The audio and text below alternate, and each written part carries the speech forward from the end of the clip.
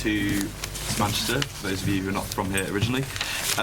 This morning's debate panel session on growth, looking at opportunities and threats to the UK's economic recovery.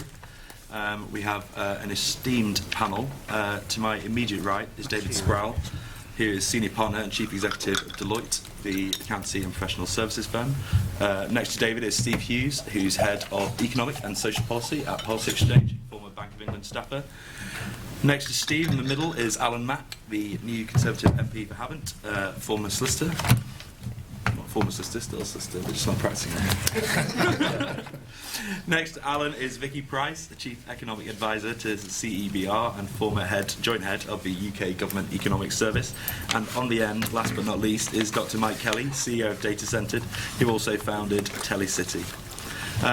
In terms of the topic today, the UK's economic recovery is very much in the balance, some would say.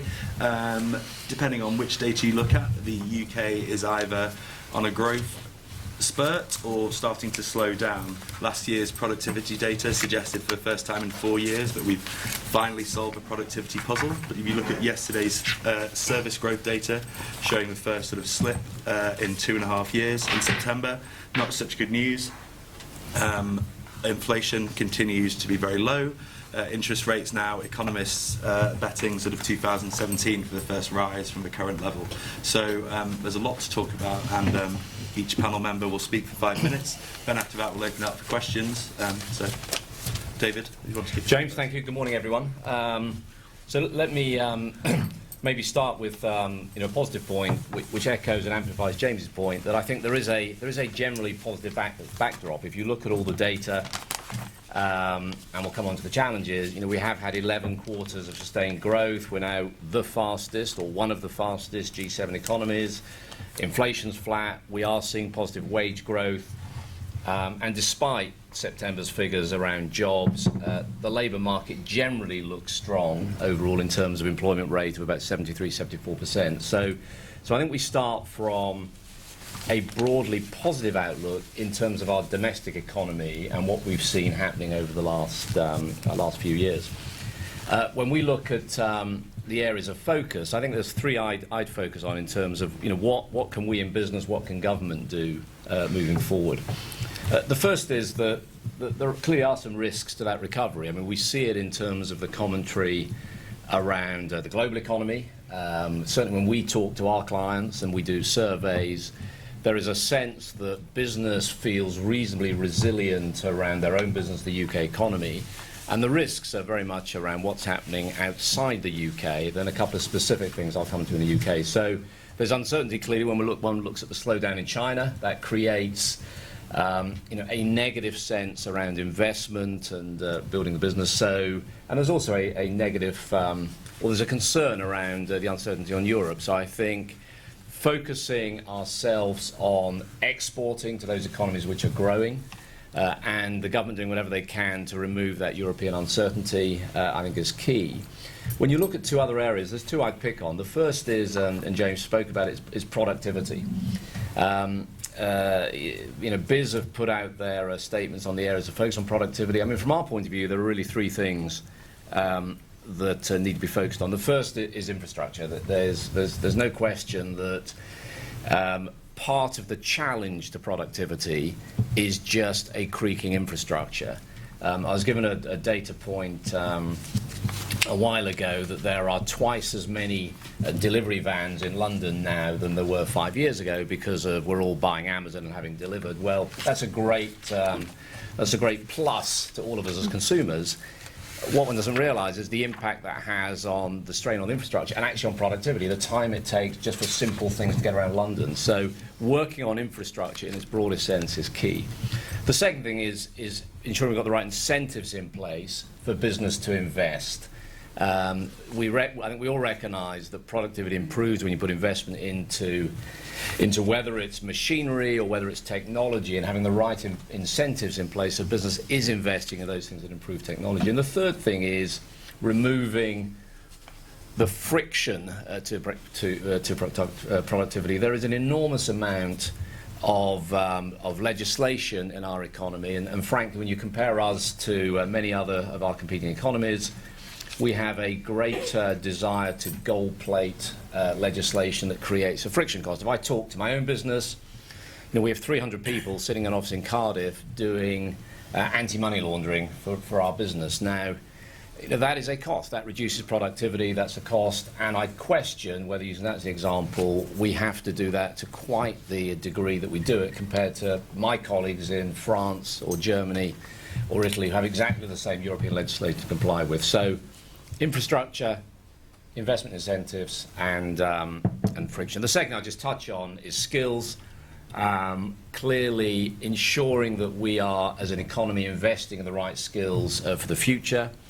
That's both right into STEM skills in schools. It's whether you're a fan or not of the apprenticeship levy, it's apprenticeships, it's encouraging a greater range of vocational training, and certainly something we ourselves have done is to shift away from a mainly graduate recruitment to school leavers, looking at how we encourage a greater breadth of diversity coming into our business.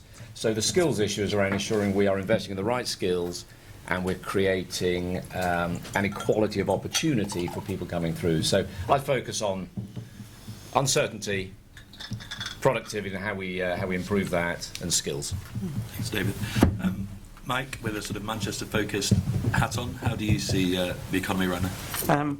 Well, I think I'm going to pick up on a few points that David's already raised. I think we see, well, from the Manchester perspective, there are sort of two key areas.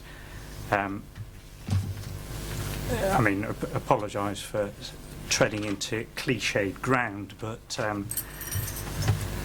the imbalance in opportunity between the north and the south, I think, looks from a Manchester perspective like a set of hugely significant wasted opportunities. My company is a technology company, and the technology capability of Manchester, has always been very strong. It's always been very strong. It's always had very strong scientific universities. But for an awful long time, that really wasn't significantly exploited within the city. In some ways, the city was a bit indifferent to its scientific heritage.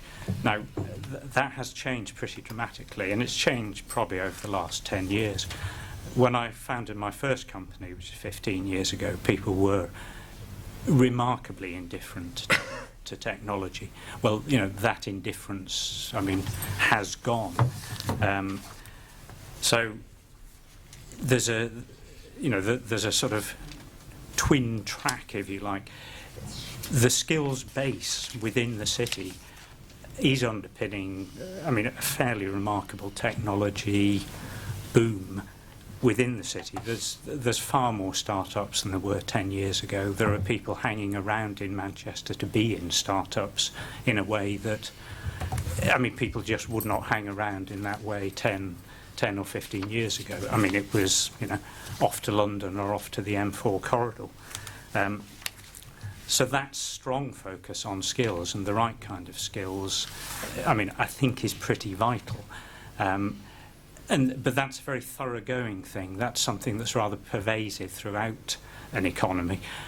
If you'll forgive me talking about economics, Vicky, but because it's not just, it has to run very deep. We have to be able to find the skills that we need to find within the area. That's increasingly the case.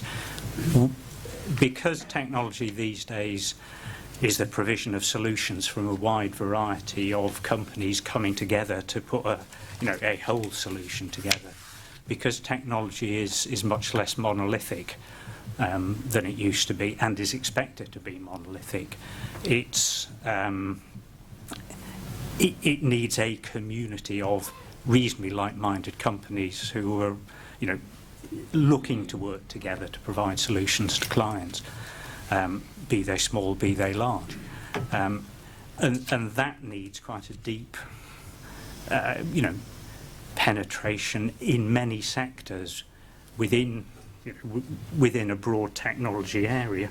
From a government perspective, that means governments frankly have to be very committed to higher education, and I mean they have to be perpetually committed to higher education, because I mean that's the source of the foundational skills. I mean there are plenty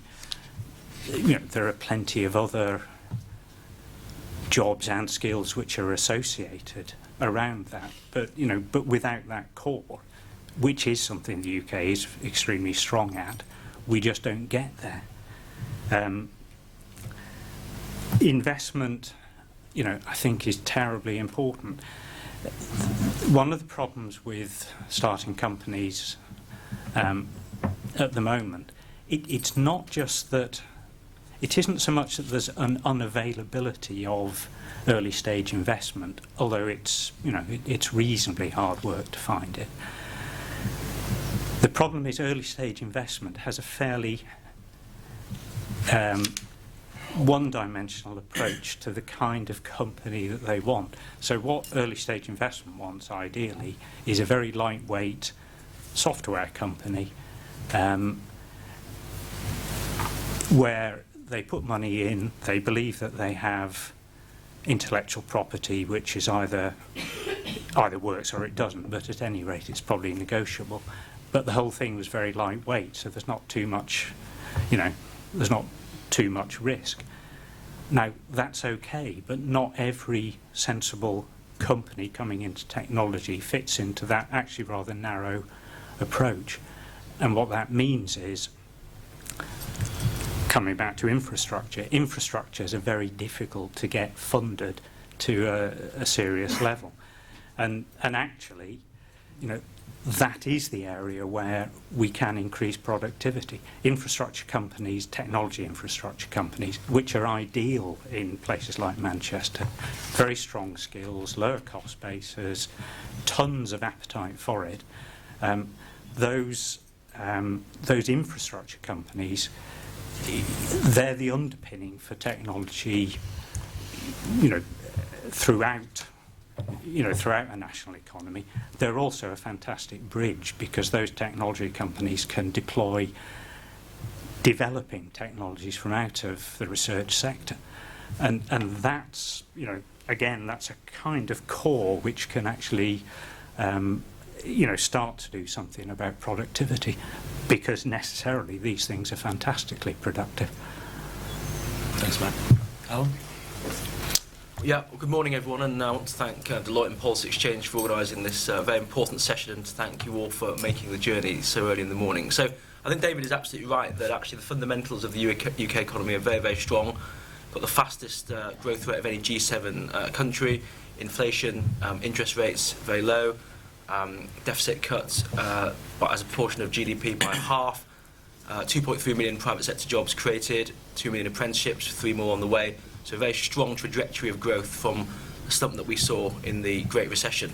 And there are really 3 areas that I want to talk about which I think are going to help accelerate growth, and then a couple of threats which I think we need to overcome. And I think the areas we need to focus on in terms of accelerating growth are, firstly, investing in SMEs, secondly, nurturing our technology base, and thirdly, and which I hope is the most long-term policy we can pursue, is to improve social mobility and to build a true opportunity society. So let me begin with SMEs. As many of you will know, we have created over 700 SMEs in the last Parliament, both small and medium-sized businesses. They're very much the heartbeat of the British economy, the backbone of all that we want to achieve in the economy, if I can mix my metaphors. And our ambition is really to nurture another 200,000 of those over the course of this Parliament, because small businesses are the job creators, the innovators, the taxpayers, the investors of the economy. And if you support SMEs, as the government is determined to do, then you have a growing economy that grows from the grassroots up, whether it's a cafe, a start-up, or any sort of delivery business, or any sort of business that employs working mums or students or apprentices. This is an economy that's built from the ground up, and that's very important to support SMEs. And obviously, we've cut the rate of corporation tax to the lowest in the G20, investing in apprentices, cutting the wage bill in terms of giving an employment allowance of £2,000 off the National Insurance Bill for small companies taking on young people. So a real focus on boosting the number of SMEs in the UK as the foundation of a strong and sustained economic recovery. And the second element we need to focus on is one that was touched on by Mike, which is investing in our technology base. So the UK has a really proud tradition of technology innovation, whether it's the Dyson vacuum cleaner to websites like lastminute.com or Moshi Monsters. I think technology is a huge part of the UK's future economic growth potential. And we've created catapult centres which are designed to literally catapult forward small innovations by giving them a combination of government money and scientific expertise. And we found 8 sectors where we want to focus on, whether that is agribusiness, robotics, satellite technology, synthetic plastics, all sorts of areas which we think are going to be leading areas for growth in the world, and actually where the UK is a world leader, where our innovation and value chain advantage can come into play. And of course we've supported projects like Tech City, like the Level 39 FinTech cluster in Canary Wharf. So technology, whether it's in terms of macro technology or in terms of startups, is really, really important. And the role that can be played by data centres and other IT providers is also very important. So the UK is one of the world's biggest online markets, so it's really trying to stimulate growth in our startup ecosystem. So allied to SMEs, many of whom are in the technology sector, combined with a focus on technology, those are 2 big drivers. But I think the third big driver, which is an attempt to lock in the sustained recovery, is really about making Britain a more equal, fairer society where everyone has opportunities to succeed. So the Sutton Trust, which is a very important social mobility charity, estimated that by 2050, if we can improve social mobility in a couple of ways, which I'll talk about, we could add £150 billion to GDP. And I think that is a not insignificant amount of value. And it also, for the first time, puts a number on the value of actually equalising opportunities. The OECD said we could add another £30 billion by equalising the opportunities between men and women. There are still far too few women at the upper echelons, particularly in the city, particularly in certain high-growth sectors. So it's very important we do that. I think there's really 2 ways we can try and lock in social mobility. I think the first one is really continuing that education reforms, making sure that every young person, no matter their background, has a very strong, academically focused foundation to their education. So the EBAC is our big reform, the English Baccalaureate, insisting that young people have English, maths and science, humanity and a language as the core of their learning in secondary school, allows them to at least have the choices to compete in a globalised, multilingual marketplace, and I think that's very important. So locking in that sort of social mobility is the long-term means by which we can sustain our growth on top of investing in things like infrastructure, technology and SMEs. And I'm very confident that actually we put ourselves in a very good position, therefore, to overcome 2 of the big challenges, which is global market instability, and you've seen in China and Greece, which I know other colleagues will talk about later on. But if you have an economy that is nimble, highly educated, socially mobile, that is the best insurance policy in the modern world against threats and the best opportunity for growth. Thank you very much. Thanks, Al. Vicky, do you agree with that? It's quite a positive assessment. Well, obviously we do need that as background to ensure that we can make the most of what the opportunities are out there, without any doubt, all the things that have just been discussed by the panel. But of course we're not isolated from what's going on elsewhere, and I think my job is to just talk a little bit more about the issues that were already discussed by David and everybody else. And those are really that the world environment in which we are operating is getting tougher. After the recovery following the financial crisis, which looked sort of reasonably fast across the world, things are beginning to weaken, and weaken in a slightly worrying way.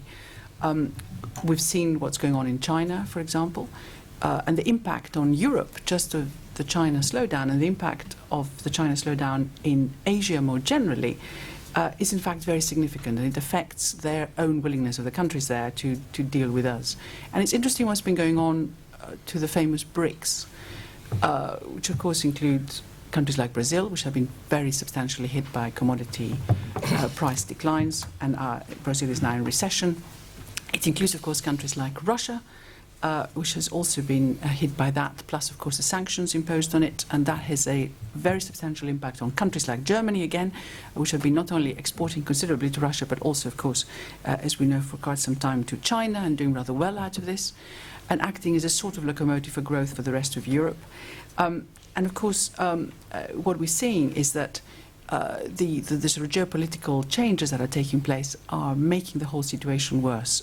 Quite a lot of countries in Africa are suffering from the commodity declines that we have, price declines we've seen, but also, of course, the issues in the Middle East are affecting things negatively. And the way that they're affecting the world environment is as follows. It's quite interesting when you look at previous recoveries from recession, that world trade, on which we depend very, very significantly here in the UK, has tended to rise faster than GDP for quite some time, until it sort of begins to drag GDP up with it. So the way that recoveries work is by countries actually starting to do a lot more trade with each other, because interest rates fall and prices decline a bit, and then there is a lot of encouragement to trade with each other. Interestingly enough, this isn't happening this time. In fact, world trade is lagging behind, and any forecasts that have been made on world trade for this coming year, 2016, are much lower, both for 2015 and 2016, lower than the forecast made just a few months ago. They've just been downgraded again to less than 3%.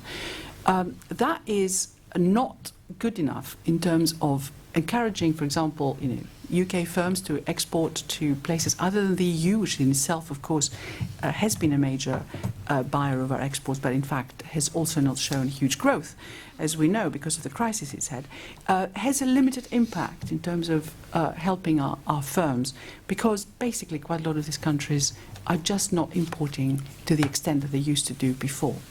And the reason for it is not just the geopolitics, the wars, the sanctions, but it's also that the recession we had was a financial recession, in the sense that it was a credit-fueled problem, which then led to a significant reduction in the supply of funds for trade and also for everything else. Lending in places like the Eurozone, in most countries, has been declining ever since. Here, it's only very recently in the UK that lending conditions have started improving, particularly for SMEs. But overall, it has been a serious problem of money not being available to fund all these things that we are talking about. Money has also not been available to fund infrastructure spending in places like Europe, where, of course, they've been constrained by fiscal concerns and austerity, whether we have seen. So we have China slowing down, not that we necessarily know what's going on there completely, affecting everybody. We have the Eurozone, where the forecasts for next year have also been downgraded. And given that they buy about 50% of our goods, that's not fantastically good news. We've seen the problems with the banking sector still being there.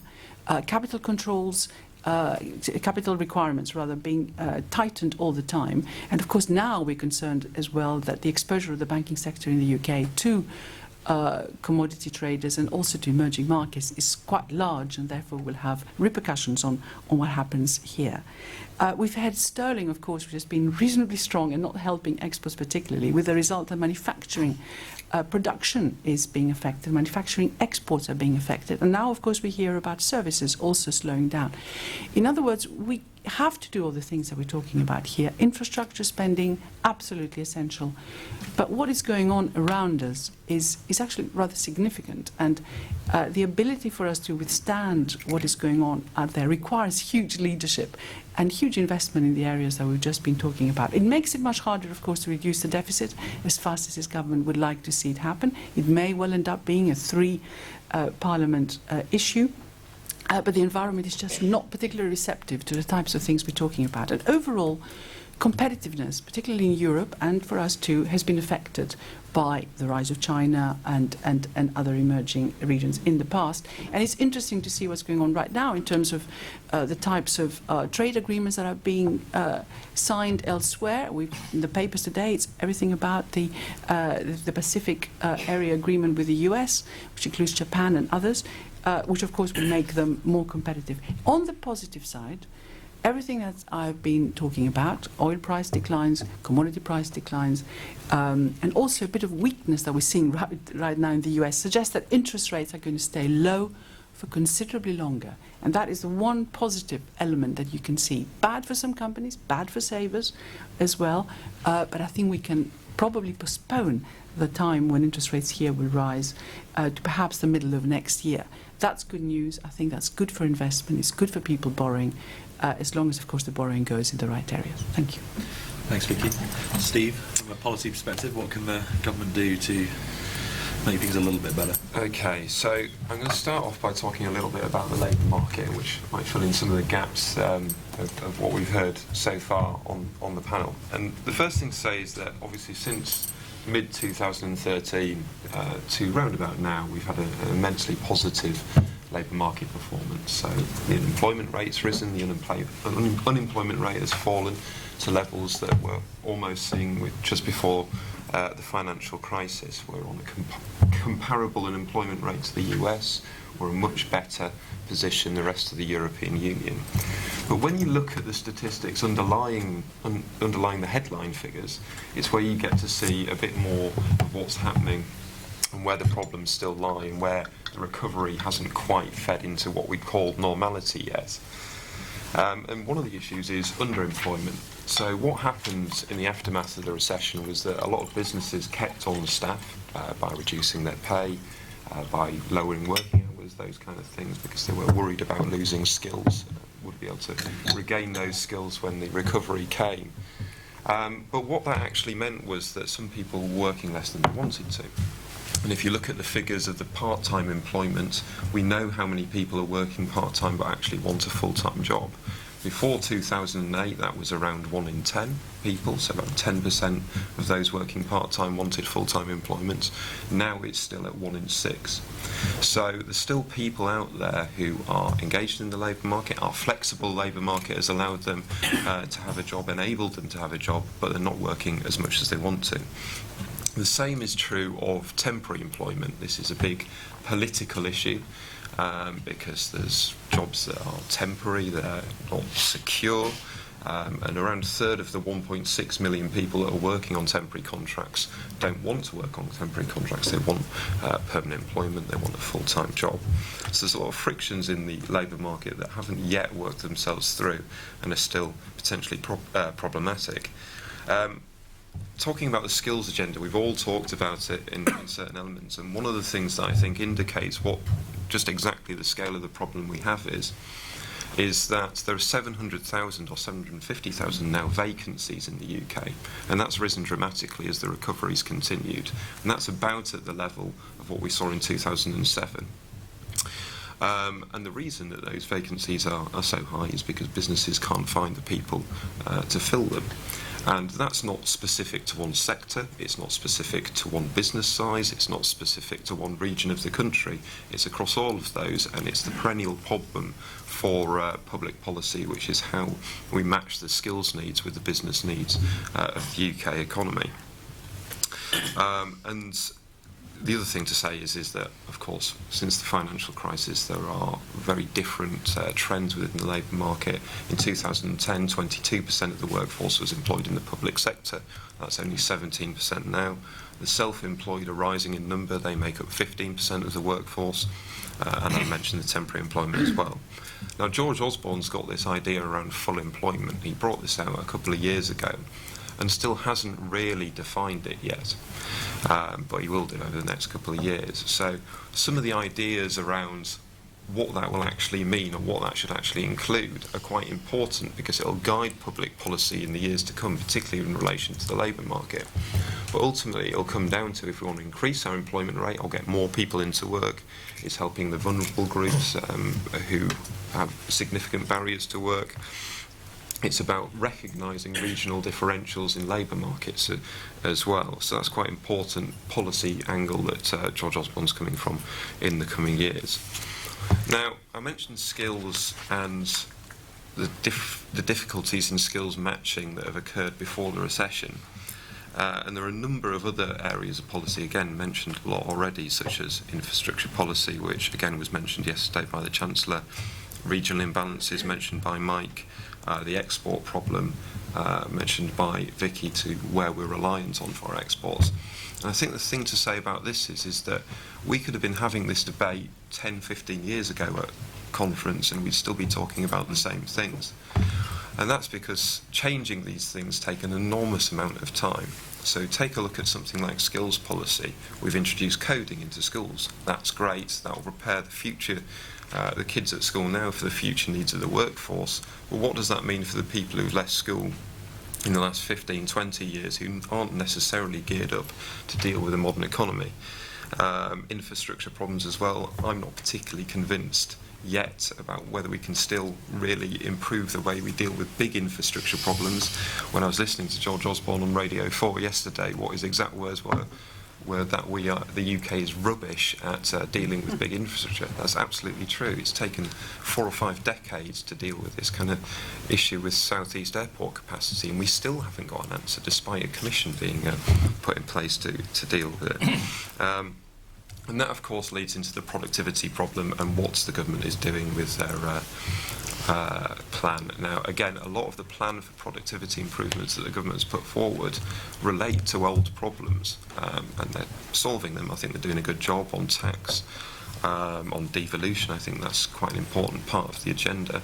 But when you link that into some things that Alan mentioned around, say, innovation, the sharing economy, those kind of things, it's difficult to know really where public policy should go with these things, because if you look at these new organisations, new ways of doing business, globalisation, etc., a lot of the problems facing the businesses that are involved in this are actually the same as the problems that businesses would have faced 15 years ago, whether that's access to finance, finding the right people to run their business. The difference this time is the speed at which it's happening.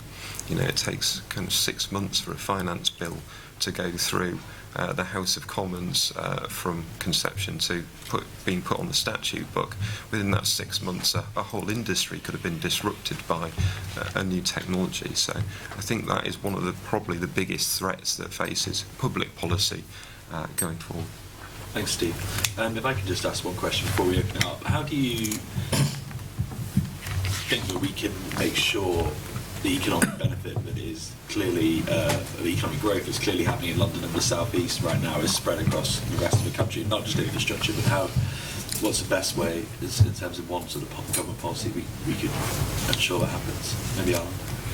Well, that's what the Northern Powerhouse is designed to do. Originally. I am from York, so I think, although I'm a political migrant to the south coast, from my seat, but the Northern Powerhouse is designed to do just that. I think, London is a unique city-state within a country, if you like, and it's got a fantastic economy. But there are other parts of the country, particularly the north, which have traditionally sort of slightly lagged behind as deindustrialisation has taken place, which is what the Northern Powerhouse is designed to do. It's really designed to take all the best assets of the north, the great work ethic, the great cities, the potential to connect up some of the cities, both economically and strategically, to actually add greater value to the economy up here. And you say, I was speaking at a fringe yesterday where it became known that the Northwest is the second biggest financial and professional services cluster outside of London, 10% of regional output, billions of pounds into the economy, but actually not very well known. There's also one in Leeds as well, also a big legal and financial centre actually, but there's very little sort of movement between them. It's quite slow to get between them, so just Northern Powerhouse connecting up those great potential cities. Vicky? Yes, I think Northern Powerhouse is something that's been spoken about in government circles for like the last 30 years.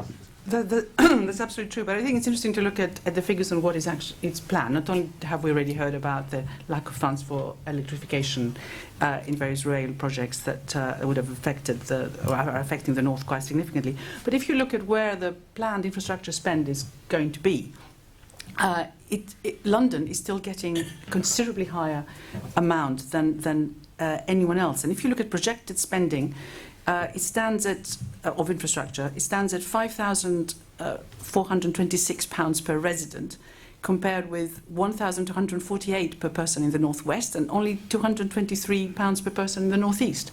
Now, on that basis, you can't really bridge the gap. In fact, a report that my company has just put out suggests that the gap in economic performance between the north and the south is going to double by 2020 rather than decrease. Can we open up to questions? I'm asking a question. There's a microphone at the back, and do please say, if you just state your name and sort of rough affiliation, that would be wonderful, just to help the speakers sort of understand where you're coming from. Does anyone have a question?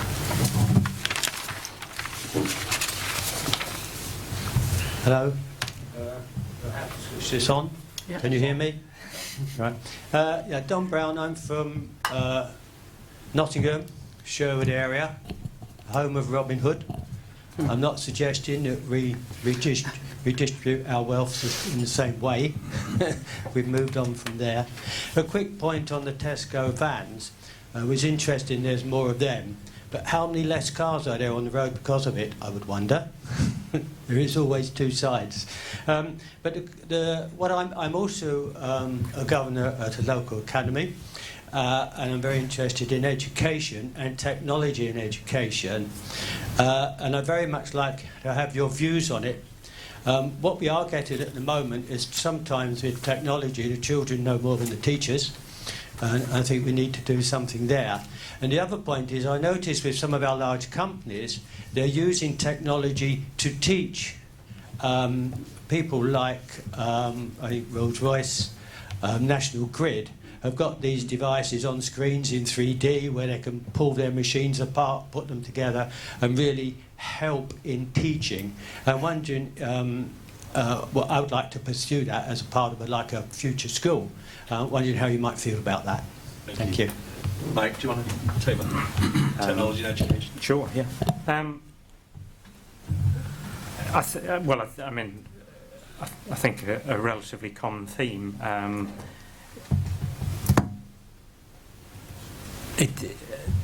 Technology, it's a difficult thing in some ways to introduce to children. It looks simple because we've got used to these highly intuitive interfaces on smartphones and tablets and things like that. But actually it's not a trivial thing to explain the principles underlying technology and get that across to children. And that's fundamentally the purpose of technology education.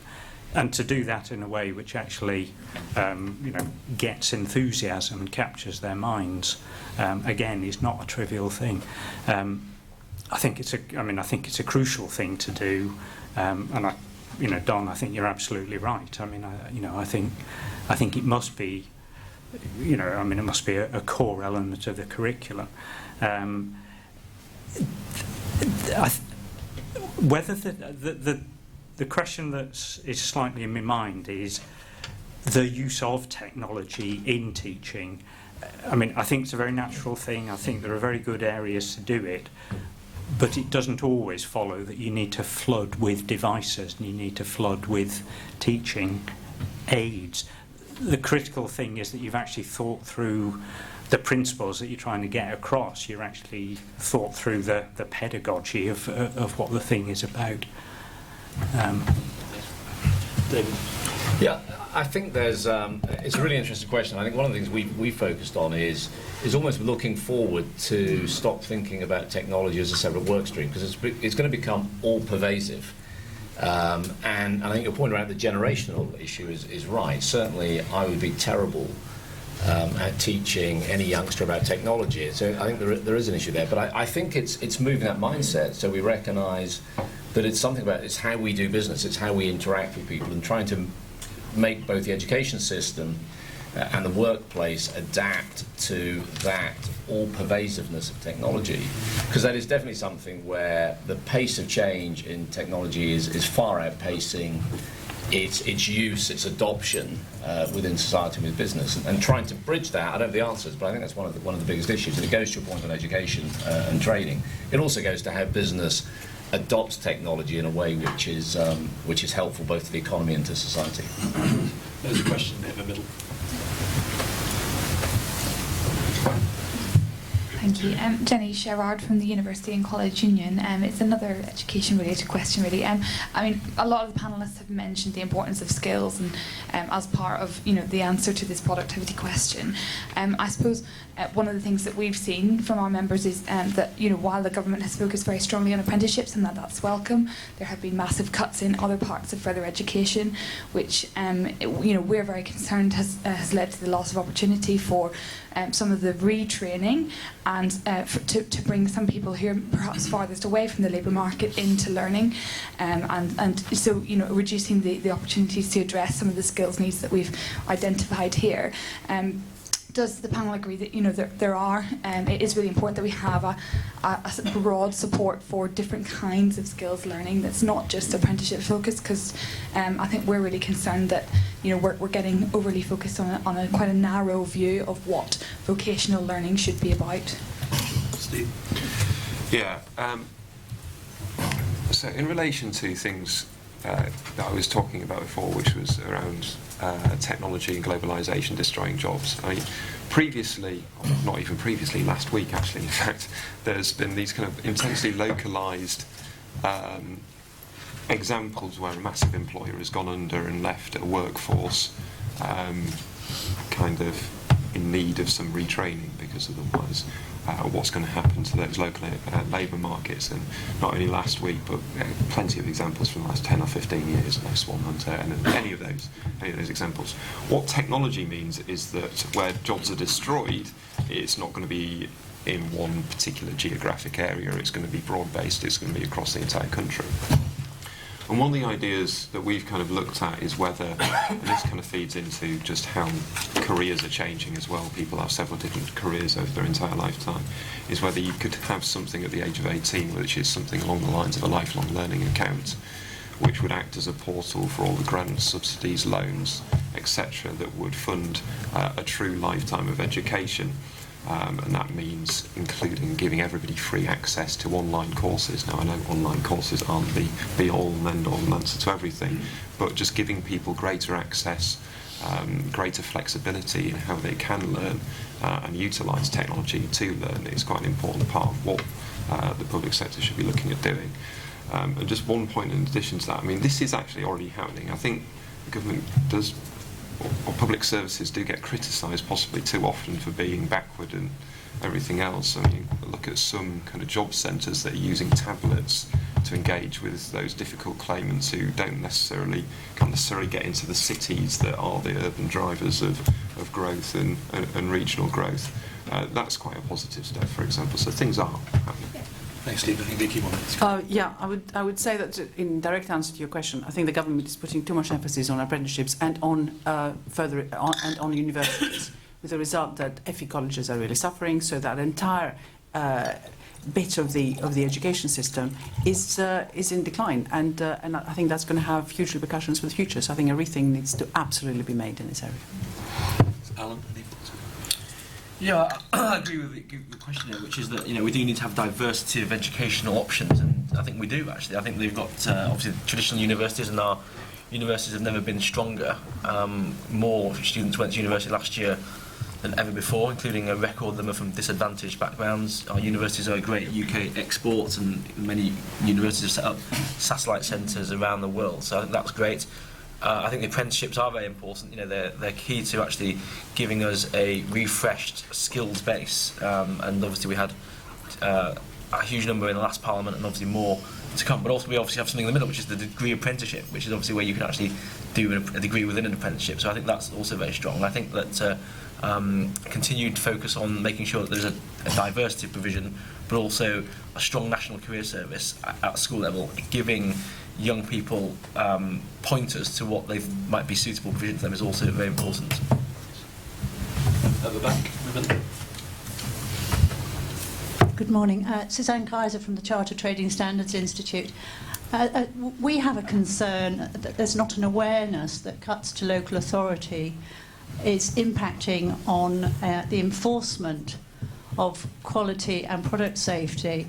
And we have a great concern that there will be a growth in counterfeits coming into the country, which clearly, and products that aren't paying duty, and that this will impact on the growth of the economy. I wonder if there's an awareness in the panel of the value of enforcement and the possible impact that cuts on the number of trading standards officers and enforcement officers may have on keeping it a level playing field for those businesses which we wish to grow and yet are undercut by other businesses that aren't quite as legitimate. Thanks, Suzanne. David, is that something you see? Just an observation, and it may be not what you wanted to hear and therefore slightly controversial. I think one's got to look at all these things from a proportionate point of view. You know, I do take the view that we, and I'm not focused just on trading standards, but that we have far more regulation, far more interference in the economy than many other competing economies. And frankly, and as a general point, I'd be arguing for trying to ensure whatever we do in terms of oversight regulation is proportionate to the challenge. Now, I'm not close enough to the specifics on trading standards officers, but I wouldn't have a knee-jerk reaction that's saying having more trading standards officers is a good thing for the economy. I recognise all the reasons you want them, I recognise all the reasons around counterfeit goods, but I think we too often react to a problem by overreacting in terms of those sort of things. So, as I don't have the specifics on the trading standards, but my only concern is that we often fall into a trap of over-regulating in everything we do as an economy, and I think that's frankly one of the reasons we have a productivity challenge. So I need to understand it more closely, but I'd start from that point of view. Vicky? Well, overall standards are very good for the economy. Certainly they've been proven to give a huge benefit to the UK, because the standards that we develop then allow us to export them, in the sense that other countries also adopt them because they tend to be quite good standards, and they're properly generally monitored as well. And it eases transaction costs. You know what you're producing here because it's going to be, the same requirements are going to be somewhere else. So actually, it's a huge benefit to exports, including for SMEs. So it would be a shame if we lose that. But the interesting thing about your question is the law of unintended consequences, which is what the economists keep reminding everybody. So you're trying to cut back, and of course councils have suffered hugely, and then the impact on businesses can actually be quite significant, which then makes your situation worse because they don't do well and they don't collect enough taxes, etc., etc., etc. And I know from the country I come from, which is Greece, which of course has suffered these huge cuts. I mean, one of the things that local councils were asked to, when the money went, is stop having the local enforcers of parking, for example, and other things. The result is that the councils were, everyone could park wherever they wanted to, and nobody was collecting any money, so then the cuts had to be even more severe because the money wasn't there. It is crazy to do things which may look good in the short term, but actually have long-term consequences which are very, very negative to the economy, and I sympathise with you entirely. Mike, in terms of just widening out to David's point on regulation, do you feel sort of hamstrung by regulation at times? Well, because we're technology services, to be blunt, we're relatively unregulated, so we're not dramatically hamstrung, and if you look at the growth of the sector, if you look at the performance of the sector, one would be reluctant to be pleading for more regulation. What I would say is that a natural consequence of a service sector maturing is that there is an expectation that people adopt international standard accreditations, and they're pretty widespread in the industry. So, the industry itself tends to you could debate completely how appropriate the standards are, but it's kind of volunteering for these standards, and it becomes pretty much universal. The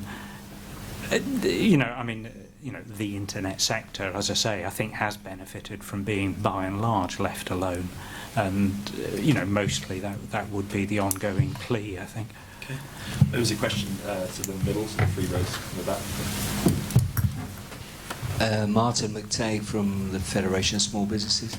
The central point that came out of George Osborne's speech yesterday was the apparent abandonment of universal business rates. Now, the closer we look at it, it sounds like it is actually what already existed, which was discretionary. Every council had the right to apply discretionary business rates. Now, does this kind of announcement sort of owe more to the sort of Gordon Brown textbook for political speeches, and is it something that we should expect more from our political leaders? Alan?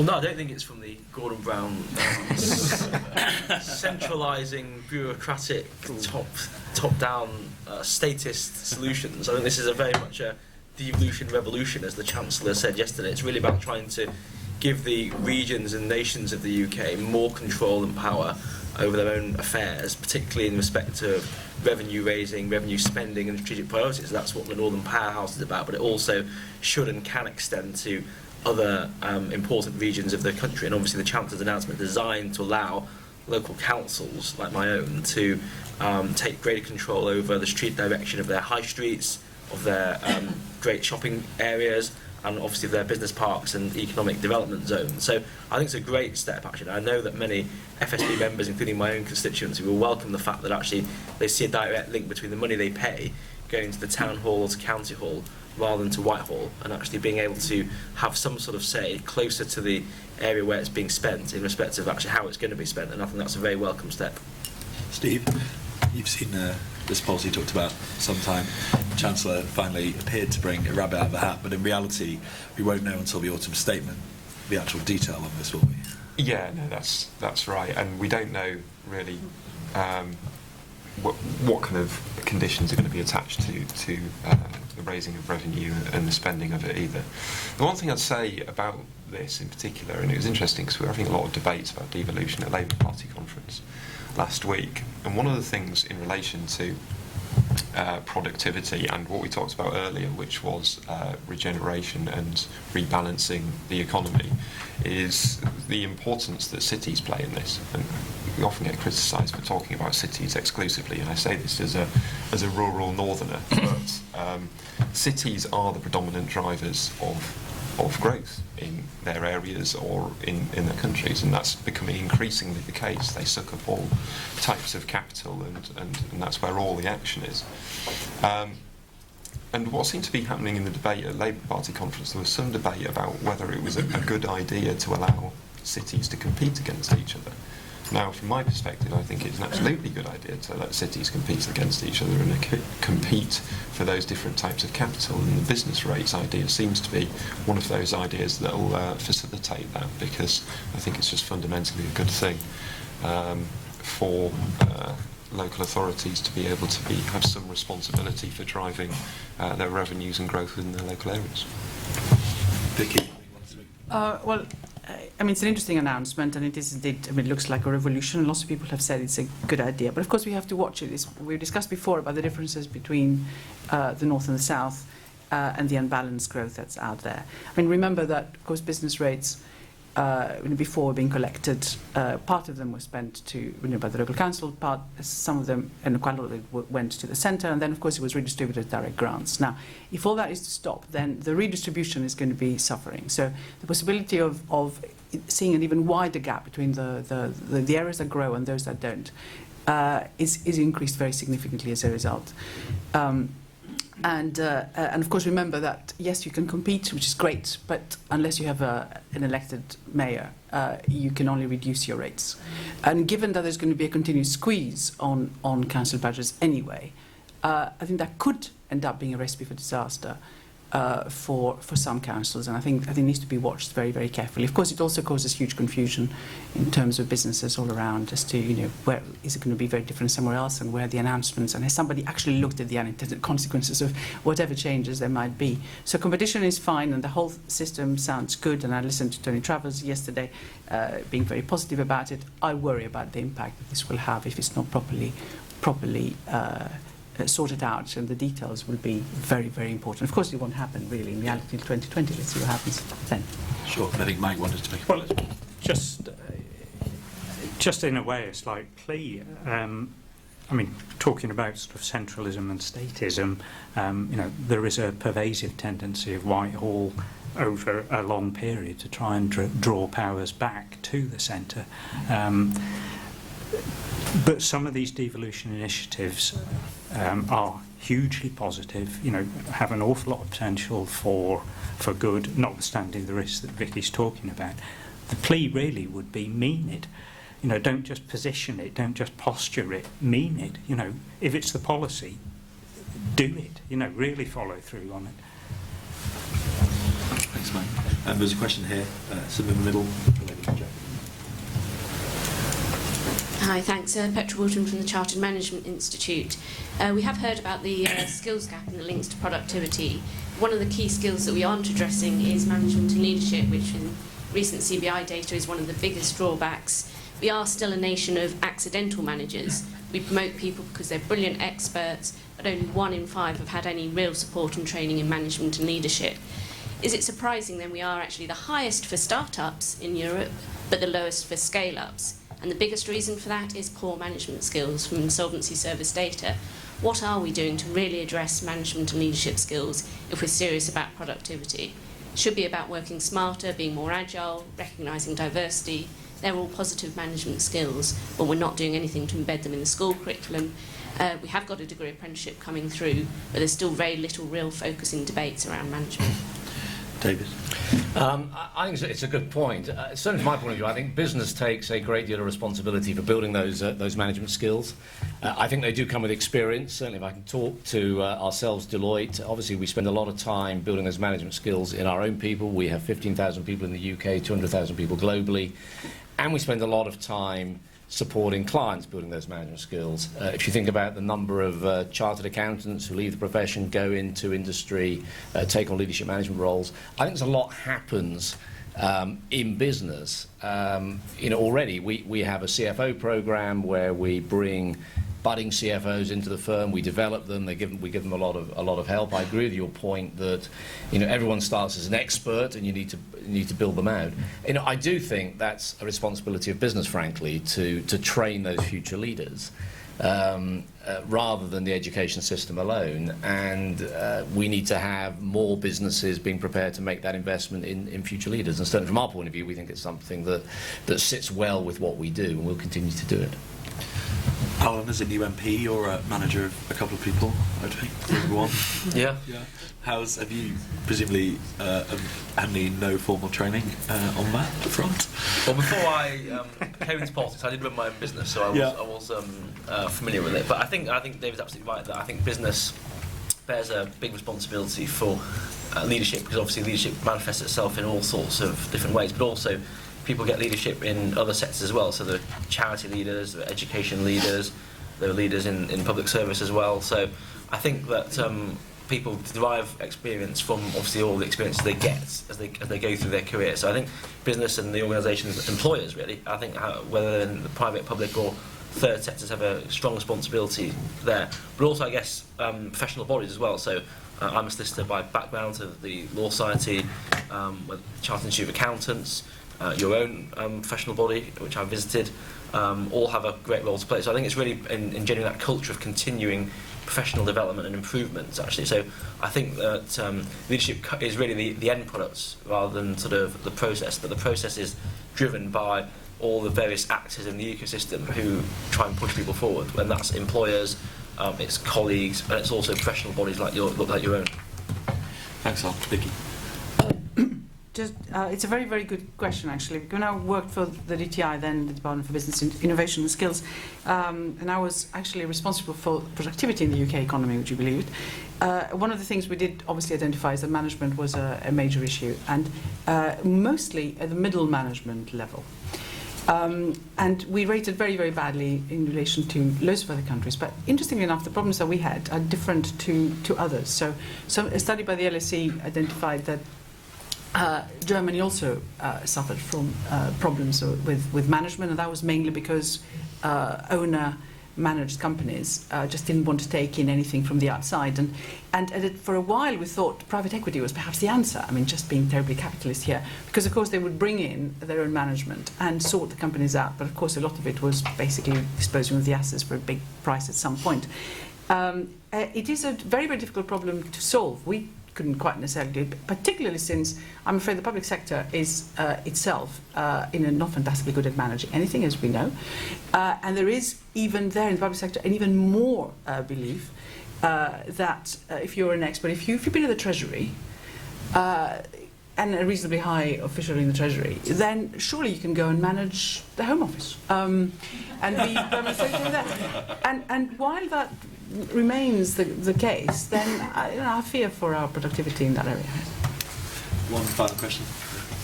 Thank you, Graham Jones, party member. We talked about skill shortages and what have you. I mean, I very much believe in homegrown talent. And one area which I do get very concerned about is the number of doctors that we're producing.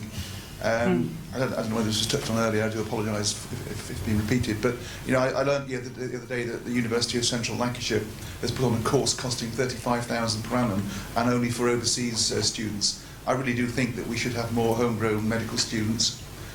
You know, I can count on, I know an armful of people who have had to give up doing medicine because they can't get a place, and they would be ideal people. Can we have more homegrown talent is the question for the panel, not only on medical services but other areas as well. Sure, thank you.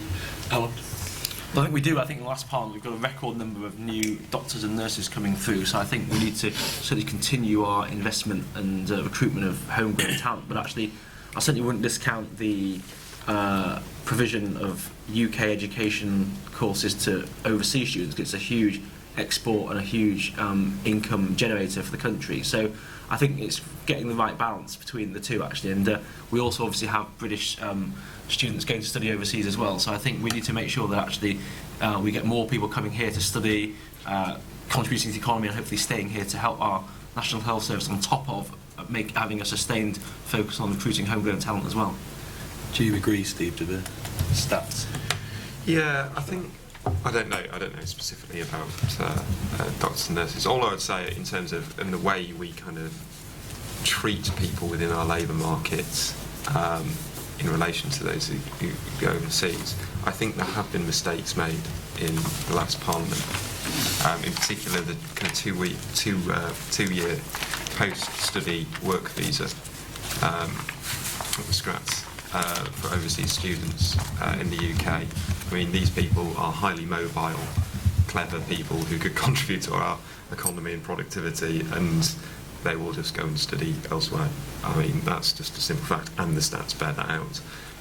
So I just think, and Alan made a very good point there about the exporting nature of our higher education system and the education system, further education system that we provide, because it is world class. And I think a lot of people tend to forget that sometimes.